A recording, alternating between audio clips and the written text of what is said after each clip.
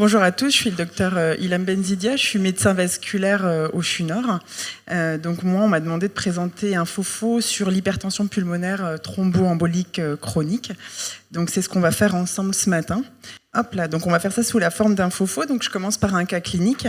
C'est une patiente de 42 ans, Madame X, qui est amenée aux urgences par les pompiers devant l'apparition brutale d'une douleur thoracique et d'une dyspnée, associée finalement à l'interrogatoire à une douleur du membre inférieur droit.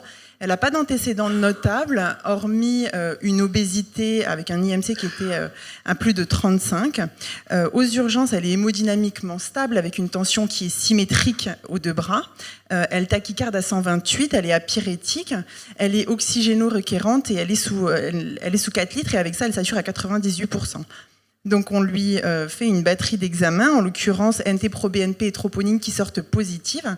La patiente a également un angioscanner. À l'angioscanner, bon là c'est assez évident, on voit un défect endoluminal, on parle au niveau de l'artère pulmonaire droite qui se continue dans l'artère pulmonaire gauche. On parle d'embolie pulmonaire en selle de cheval, saddle PE. Je trouve ça assez joli comme image. Donc je vous l'ai remise. J'en profite aussi pour lui faire du coup un écho-doppler veineux des membres inférieurs.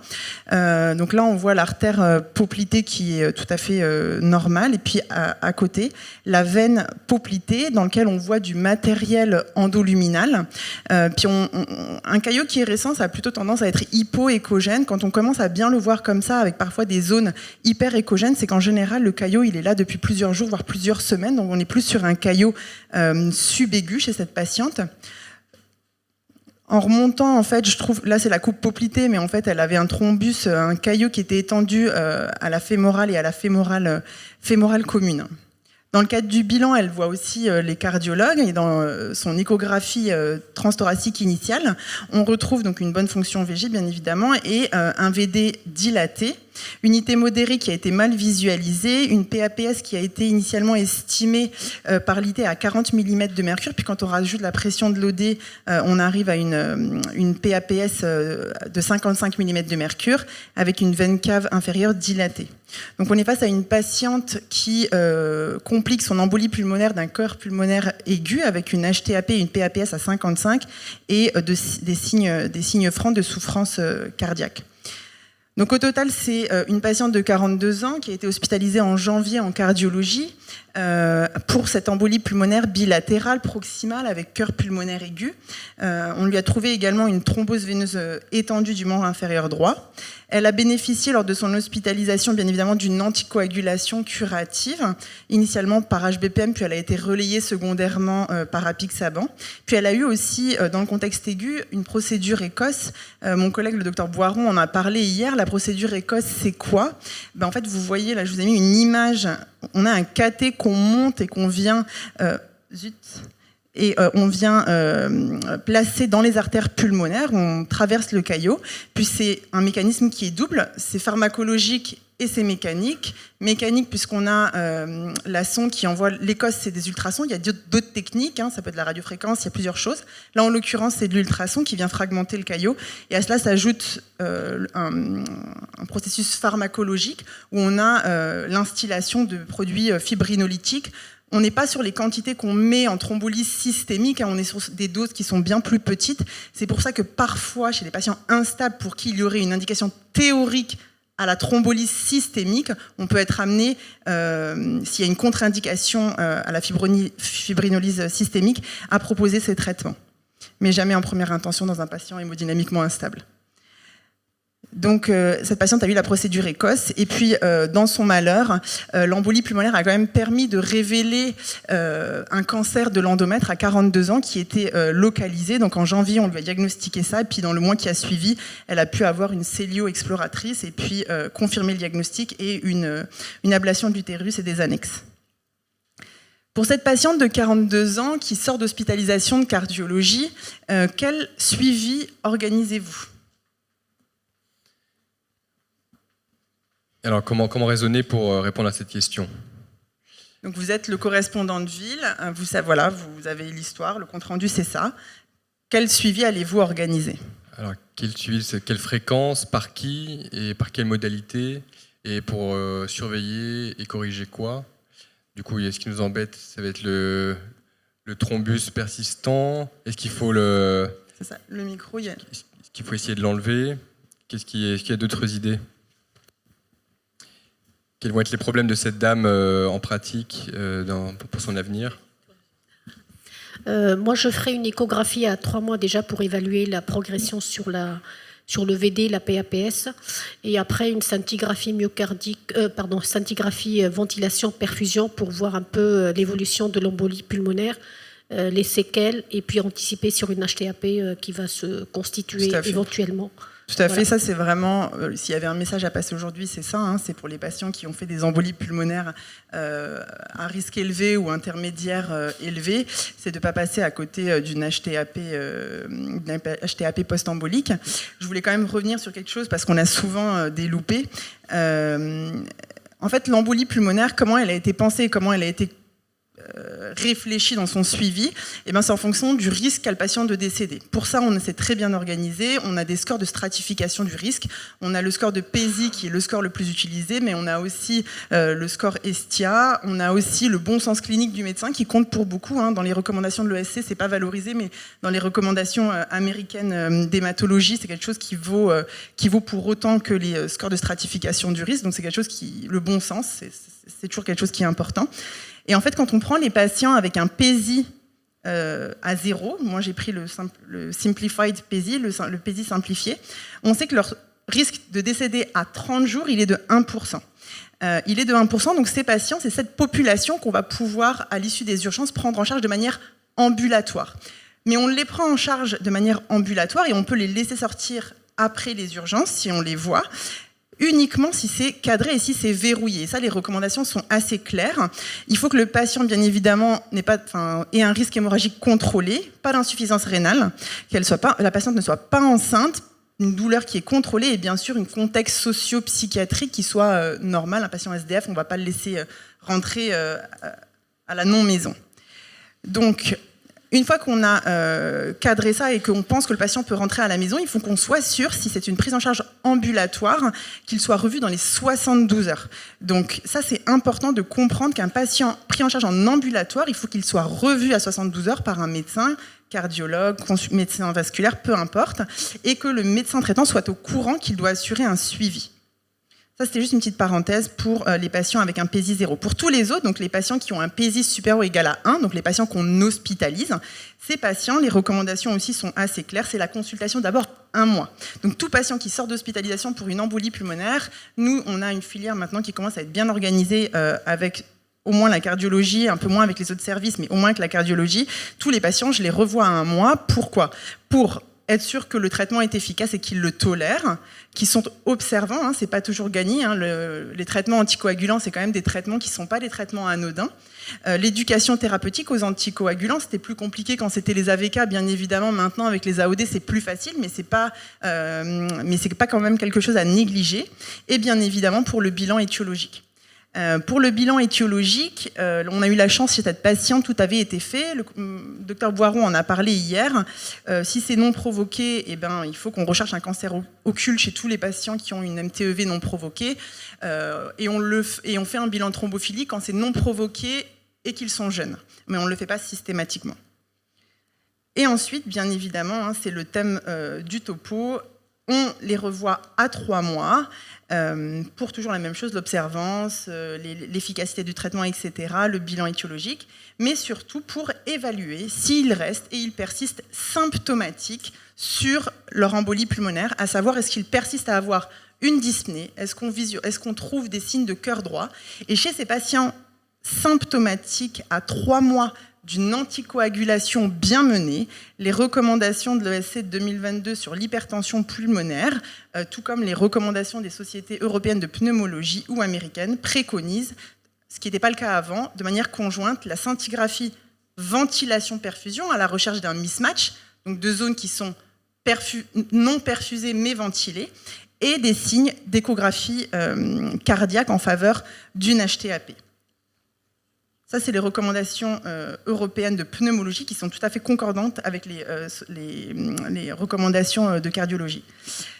Alors comme on travaille bien, c'est ce qu'on a fait. On a revu le patient à 3 mois, la patiente en l'occurrence à 3 mois, et puis on a fait un bilan d'hypertension pulmonaire. Et on retrouve chez cette patiente la persistance d'un VD dilaté, cependant avec une fonction longitudinale conservée, une PAPS à 61, donc qui est plutôt en majoration, et une veine cave inférieure dilatée.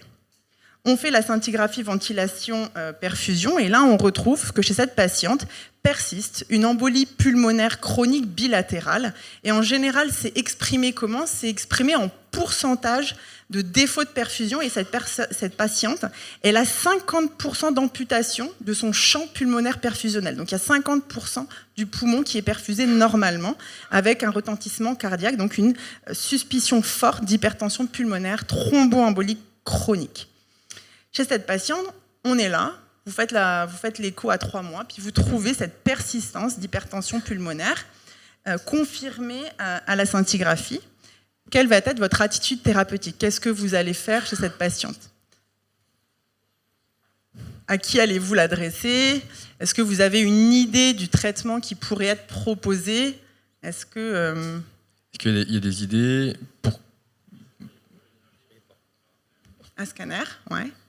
Pourquoi ? Ouais.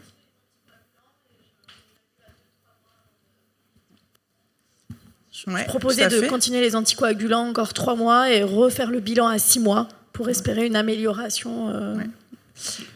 Alors, là, on est quand même dans une suspicion, mais finalement, qu'est-ce qui va poser le diagnostic ? Oui, bien sûr, c'est le cathé droit, bien évidemment. On est sur des suspicions, puis c'est le cathé droit qui va poser le diagnostic. L'angioscanner, bien évidemment, quand on confirme une hypertension artérielle pulmonaire thromboembolique, il nous faut un scanner pour... En fait, il a plein d'objectifs, il est pré-thérapeutique parce que c'est là où on va localiser le caillot résiduel et on va voir si c'est proximal, si on va opérer ou pas. Si c'est distal, là, on sera plus sur d'autres thérapeutiques. Il va aussi évaluer les potentielles pathologies associées, pulmonaires, etc. Donc vraiment, l'angioscanner thoracique comme examen de base en préopératoire, c'est quelque chose d'important. Et la scintigraphie, le cathé droit, bien évidemment, pour poser le diagnostic parce qu'on est sur des suspicions avec l'ETT et c'est le cathé qui va nous le confirmer. Juste un petit rappel, oui, pardon. EFR, on peut faire des EFR parce que pour voir un petit peu s'ils ont des pathologies associées à et qui pourraient aggraver l'HTAP, bien évidemment. C'est tout à fait possible. Juste une petite question. Faire un cathé droit quand on voit les images qu'il y avait initialement, est-ce qu'il vaut mieux que pas quand même bien contrôler où est-ce qu'on en est du thrombus ? Est-ce que le cathé droit risque pas de faire bouger ou Alors on sait qu'à 3 mois d'anticoagulation bien menée, le caillot il est endothélialisé et le risque de faire un cathé droit il est quasi nul. C'est-à-dire que en tout cas c'est pas ça qui va te faire, c'est pas la présence de le caillot à 3 mois il est endothélialisé. Donc vraiment c'est pour ça que la définition de l'hypertension pulmonaire thromboembolique c'est 3 mois d'anticoagulation bien menée parce qu'on sait qu'après tu vas pas gagner plus. Ce qui est constitué est constitué. Et je vais te montrer des images de caillots qui ont été opérés. C'est comme une paroi secondaire, en fait. Ça devient complètement fibrineux, exactement. Ça se marginalise et on a des critères très bien définis pour, justement, au scanner, faire la différence entre l'aigu sur du chronique. D'accord ? En tout cas, là, on est déjà dans la planification parce qu'elle est jeune. Elle est menacée sur le plan symptomatique et sur le plan pronostic avec ce VD. Et donc, tu as d'emblée envie, on va avoir envie d'être assez agressif chez elle. Et donc, là, tu es en train de poser les bases diagnostiques et pré-thérapeutiques pour des solutions agressives. C'est ça. C'est ça. D'accord ? Et du coup, est-ce que ça sert à quelque chose d'attendre encore ? Tout à fait. Tout à fait. Donc un petit peu d'épidémiologie, l'hypertension pulmonaire thromboembolique chronique, c'est une maladie qu'on connaît de mieux en mieux, qui est de mieux en mieux diagnostiquée. On estime l'incidence à 2 à 6 cas par million d'adultes et la prévalence à 26 à 38 cas par million d'adultes. Les registres en France estiment l'incidence de l'embolie pulmonaire à 30 000 cas par an. L'hypertension pulmonaire, on tombe à 300 par an, donc ce qui nous fait environ 0,4 à 1,6% des embolies pulmonaires qui évolueront vers une hypertension pulmonaire thromboembolique chronique. Donc là, c'est la classification de l'Organisation mondiale de la santé. Donc l'hypertension pulmonaire thromboembolique chronique, elle fait partie du groupe 4, qui est le groupe des hypertensions pulmonaires suite à une obstruction artérielle pulmonaire. Là, en l'occurrence, c'est interne, mais on peut avoir aussi des compressions extrinsèques dans des sarcomes, dans des tumeurs, qui sont aussi responsables d'hypertension pulmonaire thromboembolique, mais sur compression extrinsèque.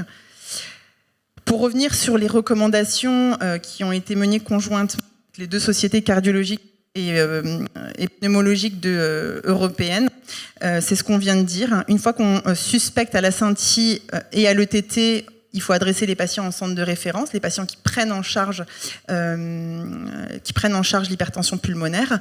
Dans le sud, je crois qu'il y a le docteur Poubeau qui s'occupe de ça. Moi, je suis toute nouvelle sur l'île, donc je commence à peine à avoir mes premiers patients avec de l'hypertension pulmonaire. Donc, il y a un centre qui est bien fléché dans le sud. Puis après, en métropole, il y a d'autres centres pour les Marie-Lannelon pour la chirurgie. Enfin, il y a d'autres centres qui sont plus spécialisés dans les traitements. Et donc, une fois qu'on a adressé ces patients, il faut leur faire bien évidemment le cathé droit et l'angioscanner, notamment à visée pré-thérapeutique, qui vont venir confirmer le diagnostic. Donc le cathé droit, c'est pas à vous que je vais apprendre comment faire un cathé droit. Les mesures qui vont nous intéresser, là, c'est toutes les mesures qu'on peut prendre lors du cathé droit. Celles qui nous intéressent, en l'occurrence, nous, c'est la pression artérielle pulmonaire moyenne, les pressions capillaires et la mesure des résistances. Ce schéma, je l'aime bien parce que finalement, tous les patients qui ont du caillot séquelaire, ils n'ont pas forcément de l'hypertension pulmonaire. Et pour autant, parfois, on peut proposer des thérapeutiques chez ces patients. Donc, un patient qui a du caillot séquelaire, malgré une anticoagulation bien menée, on lui fait le cathé droit, on retrouve cette hypertension pulmonaire parce que les critères qui viennent, ça c'est des critères qui sont tout récents, elles datent de 2022, ils avaient déjà été modifiés en 2021, mais ça c'est les tout derniers chiffres des dernières recommandations. On conclura à une hypertension pulmonaire thromboembolique chronique. Si en revanche il n'y a pas d'hypertension pulmonaire, ils ont juste un défect endoluminal persistant chronique, on parlera de maladie thromboembolique chronique. Quel va être le traitement de ces patients ? Là où tout le monde est d'accord, c'est qu'il va falloir les mettre sous anticoagulation à vie, à la différence des autres causes d'hypertension pulmonaire. L'hypertension pulmonaire d'origine embolique va nécessiter une anticoagulation à vie. Les recommandations, elles ont très clairement récemment évolué parce qu'en 2019, on disait encore que le gold standard, c'est les AVK, qu'on n'avait pas de données avec les DOAC, qu'il ne fallait pas les prescrire. Ensuite, on a eu les recommandations de 2021 de la Société européenne qui nous dit « Oui, mais les DOAC, c'est quand même assez largement prescrit, et puis on a plutôt même si c'est pas des essais randomisés double aveugle très forts scientifiquement, on a quand même des études de pharmacocinétique, on a quand même des résultats qui nous montrent que c'est plutôt sécuritaire, sauf dans le SAPL.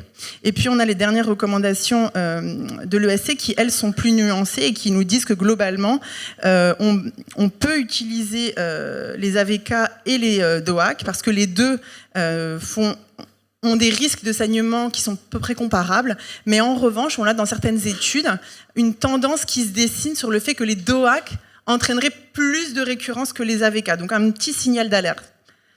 Ça a été le sujet de mon fellowship à McGill l'année dernière sur les anticoagulants dans l'hypertension pulmonaire thromboembolique. Donc on a fait une étude, c'était pas la plus forte scientifiquement, hein, c'était monocentrique et c'était rétrospective. Et on a regardé en fait dans notre centre, qui était centre de référence du Québec, au sein de l'hôpital général juif, on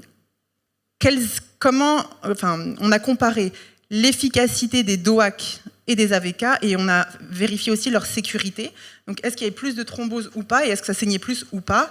Déjà, vous voyez clairement que la tendance qui est en bleu, c'est les AVK, que les AVK étaient clairement majoritaires il y a 10 ans, et que petit à petit, les AVK diminuent dans leur prescription pour l'arrivée des DOAC.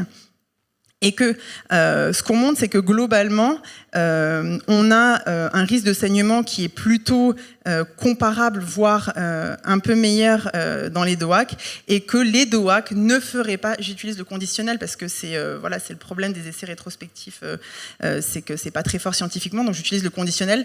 On a une tendance qui se dessine sur le fait que nous, on ne trouve pas, et c'est ce qui l'année dernière, il y a eu 2 essais qui sont concordants avec ce qu'on a trouvé, n'augmenterait pas le risque de récidiver, donc plutôt des résultats rassurants dans l'utilisation des DOAC au long cours dans la maladie dans l'hypertension pulmonaire thromboembolique. Ensuite, en plus de l'anticoagulation, les traitements qu'on a, c'est la chirurgie. Et là, c'est le seul traitement qui peut traiter l'hypertension pulmonaire, qui peut vous en guérir. Donc, quand on a des lésions qui sont proximales, on peut proposer une thromboendartérectomie pulmonaire. Donc, vous voyez, c'est ça, c'est du caillot qui est complètement fibrineux, collé. Alors, ce qu'il y a de drôle chez cette patiente, enfin drôle, je ne sais pas si c'est drôle, mais en tous les cas, c'est qu'elle avait réembolisé et on voit qu'à droite, elle avait du caillot beaucoup plus récent sur du caillot ancien. Et c'est souvent ce qui se passe chez ces patients qui ont de l'hypertension, c'est qu'en fait, ils continuent à emboliser toujours un petit peu à bas bruit. C'est ce qui fait aussi la gravité de leur pathologie. Est-ce que c'est ta patiente initiale, ça, ou c'est d'autres images? Non, ça c'est un patient qu'on a à l'hôpital général juif au Canada. C'est des images de ma banque d'images. C'est pas la nôtre, elle est prévue en HDG avec le docteur Simoussi pour évaluation justement cathétérisme droit. Elle n'est pas encore traitée. Donc ça, c'est pour le traitement proximal, donc la chirurgie, ce qu'on aimerait proposer à tous nos patients. Mais quand c'est pas possible, malheureusement, parce que c'est trop distal, quand on est au des niveaux segmentaires des artères pulmonaires, voire sous-segmentaires, que la chirurgie n'est pas possible parce qu'on vient de disséquer. Donc si c'est trop loin, c'est impossible. En fait, on fait plus de lésions, plus de dommages que de biens. Ou quand on a échappé à la chirurgie, c'est-à-dire que persiste une hypertension pulmonaire post-chirurgicale, on peut être amené à proposer d'autres traitements, en l'occurrence la BPA, la Balloon Pulmonary Angioplasty, donc c'est de la dilatation au ballon au niveau des artères pulmonaires. On vient, on dilate, et à ça, souvent, on adjoint un traitement médicamenteux, et le traitement qui est validé, c'est le riociguat, c'est l'Indampace, c'est un stimulateur de la guadeloupe, enfin, je passe les détails, mais bon, c'est un traitement qui a maintenant fait ses preuves et qui est le traitement utilisé. J'ai bientôt fini. On s'est dit, mais pourquoi est-ce qu'on ne réfléchirait pas à prévenir cette hypertension pulmonaire? Parce on arrive à peu près à déterminer quels sont les patients à risque. Est-ce qu'il n'y aurait pas un moyen de prévenir la survenue d'hypertension pulmonaire thromboembolique? Et il y a plusieurs essais qui ont été menés. Celui-là, c'est celui qui a, même si ça a été fait, c'était monocentrique, c'était sur 100 patients. On s'est dit, chez les patients instables, il n'y a pas de débat, ils vont être embolisés en systémique. Chez les patients à faible risque, le risque de décéder, il n'y a pas de retentissement cardiaque, il n'y a pas d'intérêt. Par contre, chez les patients à risque intermédiaire élevé, est-ce qu'on ne proposerait pas un espèce de miche-miche à mi-chemin entre la thrombolyse systémique et quand même et pas rien? Eh bien, on a essayé dans l'essai MOPET de mettre une demi-dose de thrombolyse. Et on a étudié comme critère de jugement principal la survenue d'une hypertension pulmonaire à 2 ans. Et on montre que quand on essaye une demi-dose plus Enox versus Enox seul, le fait d'ajouter de la demi-dose diminue le risque de développer de l'hypertension pulmonaire sans majorer votre risque hémorragique. Je ne vais pas revenir sur ça parce que ça c'est à peu près la même chose, sauf que le critère de jugement principal qui avait été évalué, c'était plutôt la survenue de décès ou d'instabilité hémodynamique. Et en fait, oui, ça améliore, mais le problème, c'est que ça faisait énormément saigner, notamment dans la tête. Donc, c'était aussi la limite. Mais là, c'était une full dose qui avait été utilisée. C'est pour ça qu'en fait, on se dit que la full dose, chez les patients à risque intermédiaire élevé, ça n'a pas de sens. Mais peut-être que la demi-dose ou d'autres traitements type procédure Écosse aurait plus de sens. Et c'est pour ça qu'encore à l'heure d'aujourd'hui, là vous avez les recommandations de l'American Society of Hematology, qui continue à préconiser seulement l'anticoagulation chez les embolies pulmonaires à risque intermédiaire élevé, mais que l'on peut discuter une thrombolyse systémique à faible dose chez les patients qui ont un faible risque hémorragique et qu'on considère qu'ils sont à risque de développer de l'hypertension pulmonaire. L'ESC, ils sont catégoriques, pas de thrombolyse systémique. Et c'est toujours les Nord-Américains qui sont un petit peu plus interventionnels et un petit peu plus interventionnels. Ça, c'est les dernières recommandations de CHEST, donc la Société américaine de pneumologie. Eux, ils nous disent clairement que pas de thrombolyse systématique chez tout le monde. En revanche, c'est dans une population bien sélectionnée, on peut discuter, quand le risque de saignement est faible, une thrombolyse systémique, en général à demi-dose. Et toujours favoriser la thrombolyse systémique à demi-dose plutôt que la thrombolyse guidée par cathéter. Mais là où il faut nuancer, c'est que toutes ces recommandations, elles datent de 2019, 2020, 2021, et qu'entre-temps, on a eu beaucoup d'études qui sont sorties sur ces procédures ECOS, ces procédures pharmacomécaniques qui viennent en fait apporter vraiment de très bons résultats, et nous on le voit avec nos patients au quotidien qui ont eu ces procédures, on a en général de très bons résultats, donc ce serait quelque chose sur lequel on pourrait travailler d'ailleurs. Donc voilà, juste une petite conclusion. S'il y a un message, c'est pensez à rechercher l'hypertension pulmonaire thromboembolique chronique chez vos patients symptomatiques à 3 mois par une ETT et une SYNTI, ou me les adresser et je m'en occupe. Le traitement doit être discuté, instauré dans des centres de référence. L'endartériectomie doit être le traitement à favoriser si vous avez le choix. Le riociguat et le BPA, c'est quelque chose aussi qui peut être une alternative. Et les traitements thrombolytiques en demi-dose ou par cathéter sont probablement l'avenir chez des patients comme ça qui sont à risque de développer l'hypertension pulmonaire thromboembolique. Voilà. Merci. Super intéressant. Et là, merci beaucoup. Il y a plusieurs réactions, mais on est hyper en retard. Il y en a 2 là, les 2 qui ont levé la main peut-être. En attendant qu'on leur ramène le micro, ton cas, j'étais obligé de réagir. Est-ce que tu as regardé la PAPS en sortie d'hospice ECOS ou pas? Oui, en fait, je ne sais pas si tu as vu, mais elle était à 55 pré-ECOS. Elle est descendue à 39 post-ECOS, et quand on l'a recontrôlée, elle était à 61 à 3 mois. Mais en fait, ce qu'il faut savoir, c'est que cette patiente, comme elle a eu son cancer, elle a été opérée et elle a eu une interruption de l'anticoagulation pendant 1 semaine. Donc on s'est posé la question de se dire, est-ce qu'elle n'a pas réembolisé pendant la fenêtre thérapeutique? Objectivement. Parce que nous, sur nos 21 patients, il y en a 2, je crois, pour lesquels il leur restait de l'HTP post-ECOS, mais j'avais pas le souvenir qu'elle en faisait partie. Mais c'est probablement une réembolisation chez elle. Mais... Elle date de janvier. Oui. Merci de ta présentation. J'ai 2 questions en fait. Première question par rapport à quelle est la place de traitement percutané des hypertensions pulmonaires chroniques périphériques d'origine vasculaire ou bien post-thromboembolique par stenting. Quelle est la place et quelle est l'efficacité? Alors actuellement, il y a...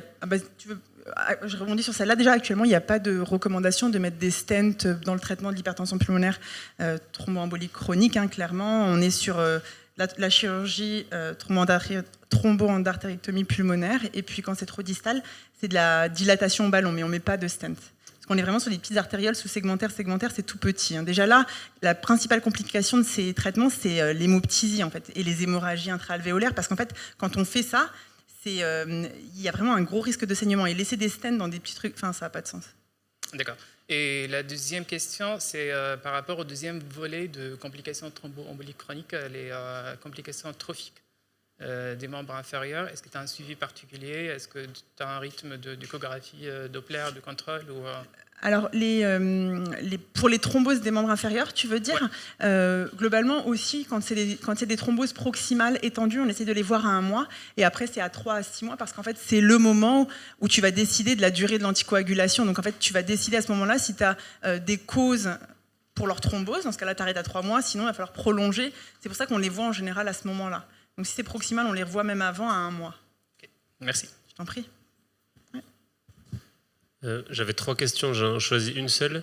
Est-ce que tu sais s'il y a des données sur l'évaluation de la quantité, la charge thrombotique par exemple au scanner? Parce que plus il y a de thrombus en fait, au diagnostic en aigu, plus on a de risques de faire de l'HTAP sur la fixation du thrombus dans les artères pulmonaires. Oui, bien sûr. Il y a dans les facteurs de risque, je n'ai pas eu le temps de tout mettre, mais dans les facteurs de risque de développer de l'hypertension pulmonaire, le fait d'avoir fait une embolie pulmonaire proximale, bilatérale, constitue un facteur de risque. Et plus c'est distal, plus ton risque est moindre. Bon, merci beaucoup.